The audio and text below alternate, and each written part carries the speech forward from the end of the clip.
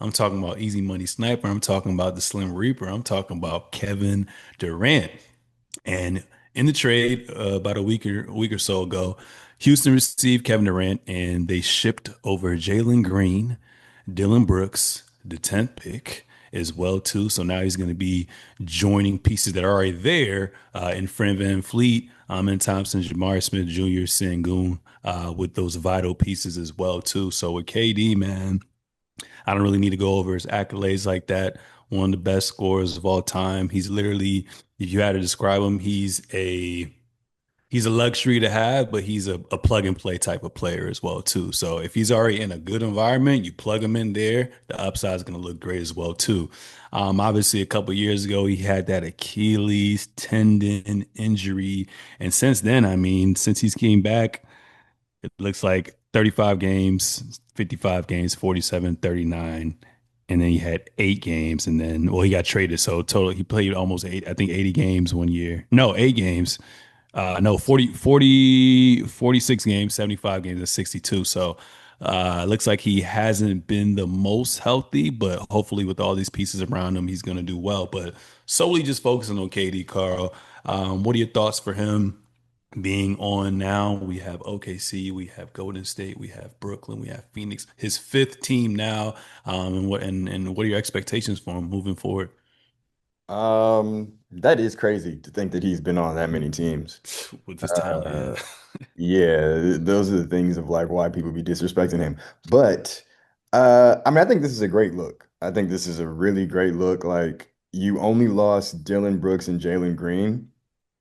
So Jalen Green, I mean, that's a wash. Like you couldn't count on him to do anything in when it came to the postseason.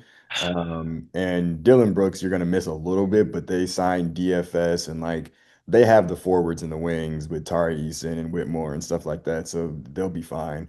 But I mean, you take a team that finished this with the second best record in the best conference, and you give them the thing that they didn't have. And granted, we only got to see them in one round of the playoffs. But the thing that stood out the most, and even in that round, they took the Warriors to 7 games. Hmm. What stood out is the fact that they couldn't score.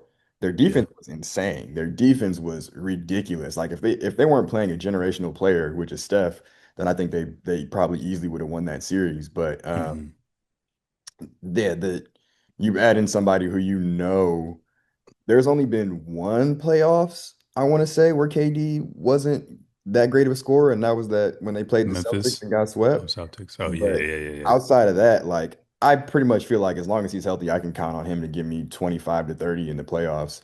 And that's what Hmm. they're counting on him for. Like he's definitely going to miss some games in the regular season, but as long as he's ready come the end of the season, I think this is I mean this and we'll get into a lot of the other moves they made, but Hmm. I didn't really feel like before this move, I didn't really feel like anybody was on par with OKC.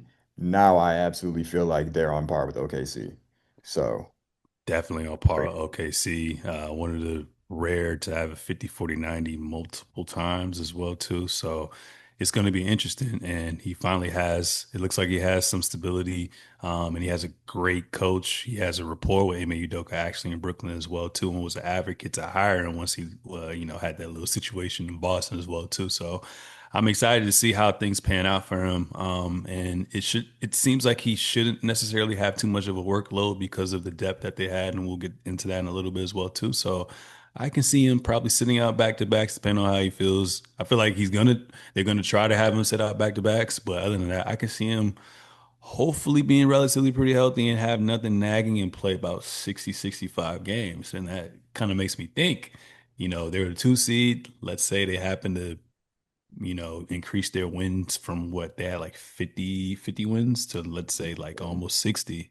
He mhm. may be considered in contention for MVP. That would be kind of crazy, but this Not is a great move for him. Obviously, you have to reap what you sow. So his decision post Golden State, trying to link up with Kyrie and how that all kind of panned out, and then Suns transfer ownership and all this other stuff, having redundancy with Bradley Beal and Devin Booker just never panned out. So now he's somewhere that's good and he gonna rock out. So I'm very excited for the Western Conference. And like you said, they're up there with OKC. Obviously, we got to see all this on paper come in hand, but it's gonna be it's gonna be crazy. The Western Conference is always so OD. East got to catch up, man.